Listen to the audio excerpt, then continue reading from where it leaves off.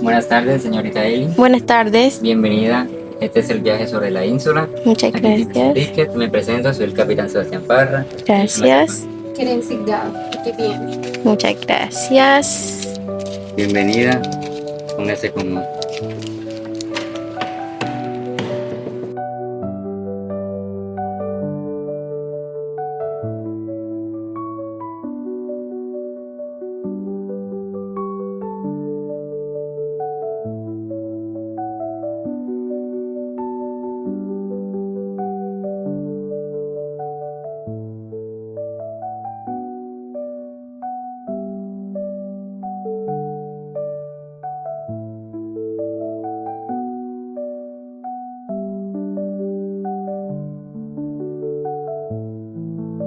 El lóbulo de la ínsula, o simplemente ínsula, es una porción de la corteza cerebral, el cual está situada en la superficie lateral del cerebro, profundamente oculta en el surco lateral o fisura de Silvio. Está cubierta por los opérculos frontal, parietal y temporal, los cuales deben separarse para poderse visualizar. Anatómicamente es de forma triangular, cuyo vértice, denominado límite de la ínsula, marca el límite lateral de la fisura de Silvia.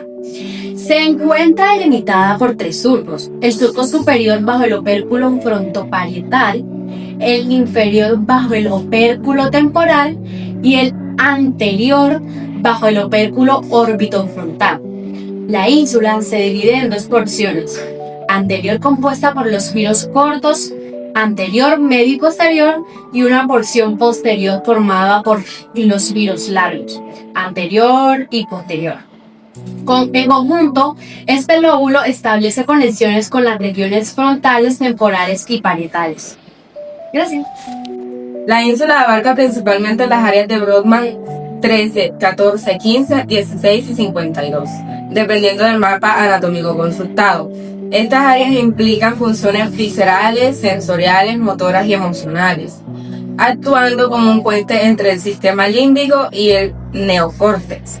Las áreas 13 a 16 procesan información interoceptiva relacionada con el dolor, la temperatura, el gusto y las emociones corporales, mientras que la área 52 se encuentra asociada con el procesamiento auditivo y gustativo de la parte más inferior de la ínsula. La ínsula anterior a la vesícula es la vesícula con la representación del cuerpo, las emociones y la conciencia, mientras que la ínsula posterior participa en la percepción sensorial del dolor y la temperatura.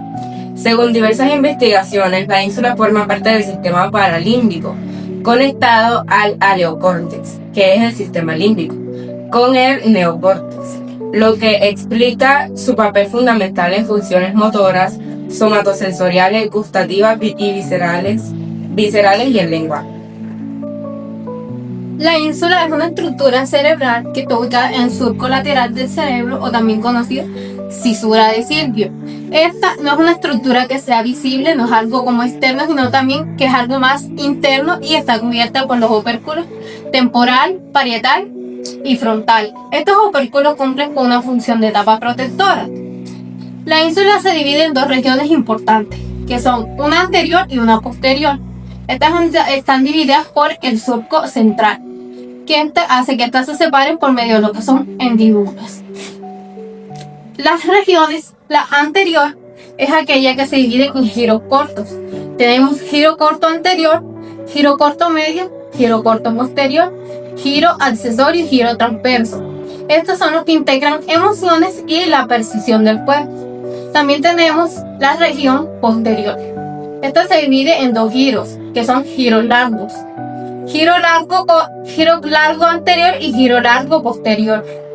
Esta es más de lo que es lo sensorial y pues integra las funciones como son el dolor, las emociones y pues la percepción somatosensorial. Por último tenemos lo que son los surcos. La ínsula se divide en tres surcos. Estos son los que delimitan esta ínsula. Primero que todo tenemos el surco peninsular superior. Este está ubicado en el área frontoparietal, que está al lado superior de la ínsula. Y también tenemos el surco peninsular anterior. El surco peninsular anterior está ubicado por debajo del opérculo temporal. Este es el que influye en las funciones de la ínsula. También tenemos lo que es el surco postcentral. Este está ubicado en la parte posterior de la ínsula. Este se encarga de dividir los giros largos, giro largo anterior y giro largo posterior. Pues lo que se encarga de lo que son las funciones de estos para que así ellos puedan cumplirlas.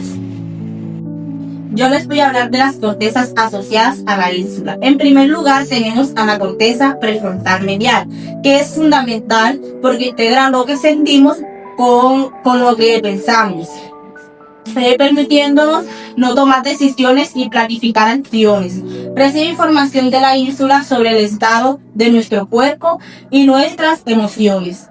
Y gracias a ello podemos anticipar consecuencias, regular nuestras conductas sociales y mostrar empatía. En otras palabras, nos permite unir emociones y pensamientos para actuar de manera consciente y adaptativa. Por otra parte, encontramos la corteza frontal, que incluye áreas motoras, premotora y orbitofrontal. En este caso, vemos que esta región coordina tanto nuestros movimientos como la forma en que evaluamos nuestras acciones. La parte motora ejecuta movimientos voluntarios, la premotora organiza y planifica cómo hacerlos, y el área orbitofrontal evalúa recompensas, castigos y regula nuestra conducta social. Además, la ínsula le envía información sobre cómo nos sentimos internamente, lo que permite que nuestros movimientos y decisiones se ajusten de manera flexible y adaptativa. Asimismo, la corteza temporal procesa sonidos, lenguaje y recuerdos, asignándole un significado emocional, gracias a la información que recibe de la ínsula sobre nuestro estado corporal y emocional. Puede asociarse a experiencias y recuerdos con sentimientos específicos, facilitando la interpretación del mundo y la respuesta adecuada a los estímulos del entorno. Del mismo modo, la corteza olfatoria y gustativa nos permite percibir olores y sabores vinculados con emociones y motivaciones. La ínsula transmite cómo estos nos afectan, generando sensaciones de placer, rechazo o ansiedad. Como resultado, no solo regula nuestro comportamiento, alimentación, sino que también nos ayuda a disfrutar o evitar experiencias según las necesidades de nuestro cuerpo. En cuanto a la corteza sensorio-motora, que incluye S1 y SA, y la motora, esta nos permite percibir nuestro cuerpo y movernos de manera precisa. S1 detecta sensaciones básicas, temperatura o dolor. S2 integra información más compleja como forma o textura de los objetos. Y la corteza motora ejecuta los movimientos necesarios. A su vez, la ínsula envía información sobre nuestro estado interno, permitiéndonos ajustar movimientos y posturas y reacciones para interactuar de manera eficaz con el entorno. Por otro lado, la corteza cingulada anterior regula nuestra atención, motivación y emociones, funcionando como un modulador de la conducta, debido a la información que recibe de la ínsula sobre nuestro estado emocional y corporal. Puede detectar conflictos y errores y decidir cuándo necesitamos controlar nuestras respuestas, lo que nos permite actuar de forma adaptativa, equilibrando impulsos y razonamiento. Finalmente, la corteza parietal posterior integra información sensorial y espacial para ubicar nuestro cuerpo y los objetos en el espacio. Trabaja junto con la ínsula, que aporta información sobre el estado interno de nuestro cuerpo, ayudándonos a coordinar movimientos, mantener el equilibrio y orientarnos correctamente. De esta manera podemos interactuar con el entorno de manera eficiente, segura y adaptativa. Ya. Muy bien, ahora yo les voy a explicar sobre las conexiones del lóbulo insular. Y para entenderlo bien es importante recordar que la ínsula no es una estructura aislada que actúa sola, sino que es casi como un puente en medio del cerebro. Recibe señales del cuerpo, recibe información emocional y también participa en las respuestas automáticas que normalmente ni pensamos. Todas esas funciones son posibles gracias a sus conexiones. Entonces voy a empezar por una de las conexiones más importantes, que es la conexión con la amígdala. La amígdala es la parte del cerebro que procesa emociones intensas, especialmente el miedo, el asco y todo lo que tiene que ver con protección y alerta. La ínsula, por su lado, detecta lo que está pasando dentro del cuerpo. Por ejemplo, si el corazón se acelera, si hay tensión muscular, si sentimos presión en el pecho o en el estómago. Cuando ambas estructuras se comunican, se crea esa relación que todos conocemos entre lo emocional y lo físico. Por eso, cuando sentimos miedo, lo sentimos también en el cuerpo. Y cuando algo nos produce asco, la reacción corporal aparece incluso antes de que lo pensemos. Es una conexión importantísima para entender por qué las emociones se viven de manera tan intensa. Después tenemos a la conexión con la corteza cingulada, una región que se encarga del control emocional, la atención y la toma de decisiones. Esta conexión forma un circuito que casi siempre trabaja junto a la ínsula, registra lo que sentimos internamente y la cingulada decide si eso es relevante, si debemos prestar la atención o si debemos reaccionar. Por eso, cuando algo nos preocupa, esa preocupación no solo está en la mente, sino también en el cuerpo. Y ese mismo malestar interno hace que nuestra atención quede atrapada en el pensamiento. La ínsula y la cingulada son como un radar emocional que está constantemente detectando qué pasa y cómo debemos responder. Otra conexión fundamental es con el núcleo de la stria terminalis, que es una estructura asociada a la ansiedad prolongada. Esta parte del cerebro se activa cuando la amenaza no es inmediata, sino constante o anticipada. La ínsula le envía información sobre el estado interno del cuerpo, especialmente cuando hay tensión o incomodidad durante largos periodos. Y esta estructura interpreta esas señales como una razón para mantenerse en alerta. Esto explica por qué el estrés prolongado puede sentirse físicamente incluso cuando la mente intenta relajarse. Esto es un circuito que responde más a la preocupación que al peligro real. Además, la ínsula se conecta con el hipotálamo y esta es una de las conexiones más importantes de todas para la regulación corporal. El hipotálamo controla funciones como el hambre, la sed, la temperatura y los ritmos biológicos. Cuando la ínsula detecta cualquier cambio interno como frío, calor, dolor, hambre, náuseas o tensión, lo comunica al hipotálamo para que ajuste el cuerpo. Esto es lo que permite mantener la homeostasis, que es el equilibrio interno. También es la razón por la que las emociones afectan tanto el cuerpo. Si estamos nerviosos, el hipotálamo ajusta la sudoración, la respiración o los latidos del corazón. Si estamos muy tristes o muy estresados, también lo sentimos físicamente gracias a esta vía. Otra conexión importante es con los ganglios basales, estructuras que participan en el movimiento, los hábitos y la motivación. A través de esta vía, la ínsula puede influir en nuestras acciones. Por ejemplo, si algo nos incomoda, automáticamente ajustamos nuestra postura sin pensarlo. Y si algo nos motiva, emocionalmente esta motivación se traduce en acción. La ínsula le dice a los ganglios basales, esto se siente así. Y los ganglios basales responden adaptando la conducta. Es una conexión que une la emoción con el movimiento. Finalmente, también se comunica con el tronco encefálico, que controla funciones vitales automáticas, como lo que es la respiración, el ritmo cardíaco, la presión arterial y los reflejos del dolor. Esta conexión permite que la ínsula reciba información inmediata sobre lo que está pasando en el cuerpo. Y también puede enviar señales para que estas funciones se ajusten. Esto explica por qué cuando una emoción es demasiado fuerte podemos perder el aliento, temblar o incluso sentir un golpe de energía repentino. No es algo que controlemos, es algo que se regula automáticamente en ese circuito. En conjunto, todas estas conexiones muestran que la ínsula es una estructura clave para unir lo que sentimos físicamente, lo que experimentamos emocionalmente y lo que hacemos en consecuencias. Es un centro de integración donde se mezclan las sensaciones del cuerpo, la regulación emocional, las respuestas automáticas y la motivación.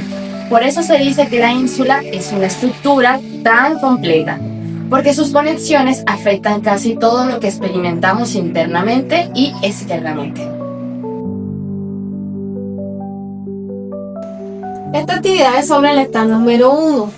Aquí tenemos una serpiente. En esta, los compañeros van a responder una serie de preguntas que tenemos en esta tarjeta y van a marcar según los dados con esto, según el grupo del que estén. A los 3 pasos se encontrarán con una pregunta y deben responderla para así avanzar, y pues si la responden mal se quedan ahí. Al llegar al error somatosensorial retrocederán 2 pasos antes y al impulso insular avanzarán 2 pasos después. Y eso es todo. Ahora hablemos sobre las principales funciones de la ínsula. Ella está dividida en 2 partes, así como lo mencionaron anteriormente mis compañeras, la parte anterior y la parte posterior. La parte posterior es la encargada de recibir sensaciones primarias, como lo viene siendo las señales del busto, viene también siendo la información de nuestros órganos internos, cómo nos sentimos nosotros con lo que viene siendo la temperatura, el dolor y el picor. También trabaja con la información vestibular, que viene siendo el equilibrio. Esto lo podemos comparar con un centro de correo, porque recibe esa información. Ahora hablemos sobre la parte anterior. La parte anterior no solamente se encarga de recibir esa información, sino que le da un significado.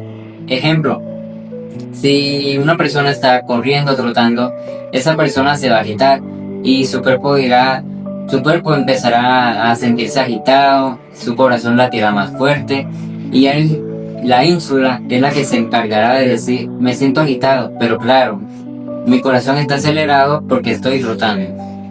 Ahora hablemos un poco sobre los procesos asociados. Resulta que la ínsula es una experta en predecir, pero esto se da gracias a las experiencias ya vividas, ya sean nuestras o de otras personas. Por ejemplo, si alguna vez te cayó mal una comida, te aseguro que al momento de tu ver esa comida de nuevo en algún futuro, puedes llegar a sentir una sensación de asco o una sensación de malestar. Esto pasa por esta predicción. También también trata sobre la interocepción, así como lo dije anteriormente de que ella recibe la información de nuestros órganos internos, pues no es nada más que esto. La ínsula también trabaja en sus procesos con un marcador somático. ¿Y qué es esto? Pues resulta que alguna vez no les han pasado que van a exponer o se van a presentar en algún público y de repente sienten una sensación de un calor en el pecho o un malestar o las manos frías, temblosas. Pues viene siendo esto. Estos son como unas alertas que nos da la ínsula para nosotros prepararnos en ese momento, porque ella sabe que nos sentimos incómodos, que nos estamos enfrentando a algo que no estamos preparados.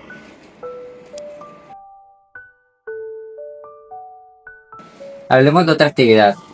Así como les dije sobre cómo la ínsula ve nuestra información de nuestros órganos internos, pues veamos nuestro corazón. ¿Cómo podemos hacer esto? Pues solamente podemos sentir los latidos de nuestro corazón si tocamos algún punto en donde podamos sentirlo. Pero podemos hacerlo de otra forma. Vamos a hacer actividad física. Podemos hacer sentadillas o podemos hacer saltos de mariposa. Hagamos esto por 30 segundos y luego les aseguro que como se van a sentir, van a saber diferenciar entre los segundos que hay entre sus latidos del corazón. Una vez hagamos esta actividad, esto es para que entiendan que la ínsula puede ver esta información, pero la ínsula se le puede ayudar. Podemos ayudarle con un aparato artificial. Este aparato lo que hace es medir nuestro impulso cardíaco, lo cual nos ayuda y nos facilita bastante en esta actividad.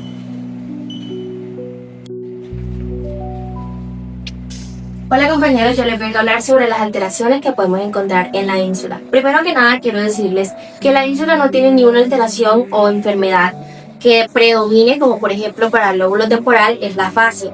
Aquí no tenemos una alteración que predomine porque la ínsula cumple diferentes funciones, como las emociones, como el dolor, la temperatura y todas las que mis compañeros ya les mencionaron y yo les voy a mencionar acá. Entonces primero les digo que les traje 3 enfermedades que van a destacar porque quería que supieran sobre ellas. La primera que encontramos es el síndrome insular epiléptico. Como su nombre lo dice, es un tipo de epilepsia, pero no es una epilepsia normal y común. Tiene síntomas como sabores extraños, que más adelante van a saber el nombre exacto de él.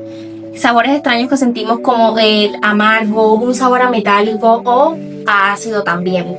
También encontramos el dolor o quemación interna. Ese dolor o quemación interna nos da en la garganta, en una parte de la cara y en una parte del cuerpo. Otro síntoma es las sensaciones raras dentro del pecho o del estómago. Dice la gente, los que han sufrido esto, que esas sensaciones vienen siendo como si sintieran unos corrientazos en el pecho y en el estómago. Y por último tenemos que se presentan emociones sin motivo, así, súper espontáneas sin motivo alguno. Otra de las que tenemos es el accidente cerebrovascular insular, que como su nombre lo dice es un derrame que altera cómo la ínsula regula todas sus funciones. Una de las sintomatologías son los cambios bruscos en las emociones, la poca empatía que puede tener esa persona, las decisiones impulsivas porque son personas que toman decisiones muy impulsivas y la dificultad para reconocer cómo se siente la persona. La tercera que encontramos dicen que no se toma como una alteración, sino más bien que esta es una manera diferente en la que la ínsula actúa. Se llama hiperactividad de la ínsula anterior. En esta encontramos hipersensibilidad de las señales del cuerpo, como lo es el hambre y la sed. También encontramos la sensación de alerta constante, la preocupación excesiva y el miedo intenso sin ningún motivo, sin razón. Ahora, ya que les mostré esas 3 principales, les voy a hablar sobre, primero, las alteraciones que se pueden dar en la ínsula posterior. Sabemos que en la ínsula posterior se pueden alterar lo que es el gusto, el dolor, la temperatura y las sensaciones básicas del cuerpo. Entonces, las primeras alteraciones que encontramos son la disgeusia. La disgeusia es esa sensación de sabores raros o desagradables en el cuerpo, como las que les mencioné, que es uno de los síntomas del síndrome insular epiléptico. También encontramos la augesia, que es no sentir por completo el sabor de las comidas, pérdida completa del gusto.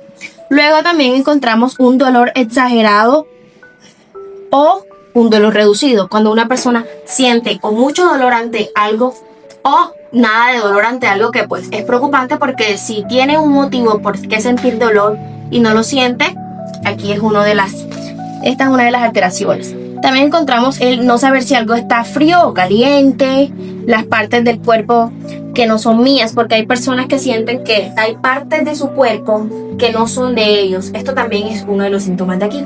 ¿Cuáles son las posibles causas de esto? Las posibles causas de esto son una de las dos de las que ya les mencioné, que sería el síndrome insular epiléptico y un ACV insular.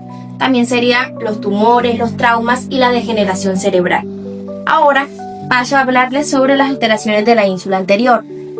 Aquí encontramos que se pueden alterar las emociones, la interocepción, la empatía y la toma de decisiones. Una de las primeras alteraciones que encontramos es la alexitimia. Esta se basa en no saber qué emoción estoy sintiendo yo en este momento. Esta es una de ellas. También encontramos las respuestas emocionales muy bajas o muy altas. Por ejemplo, si a una persona le acaban de decir que su papá acaba de fallecer en un accidente súper traumático y con ese papá él tenía una relación muy buena, no tenía ningún problema ni nada, y tiene una reacción como que, bueno, ya, no pasa nada, se murió, sería una reacción muy rara. ¿Por qué? Porque si esa persona de verdad te importaba como le estaba importando antes, sería muy diferente ahora. O también existen las reacciones muy exageradas. También está no sentir las señales que te manda el cuerpo y la baja empatía. Las causas de esto pueden ser un accidente cerebrovascular en la parte anterior, los tumores, también puede ser los traumas y la epilepsia insular. Muchas gracias. Ahora hablaremos de la actividad 3, que es como nuestra ínsula le da un significado al estímulo que estamos recibiendo. En esta ocasión trajimos la colonia Rurú, ya que en la infancia de muchos esta colonia fue muy famosa. Al momento de leerla en nuestro presente, asociaremos esto con esta sensación nostálgica de nuestra niñez y será la ínsula dándole el significado al estímulo que estamos recibiendo. En este caso sería el pan. Gracias.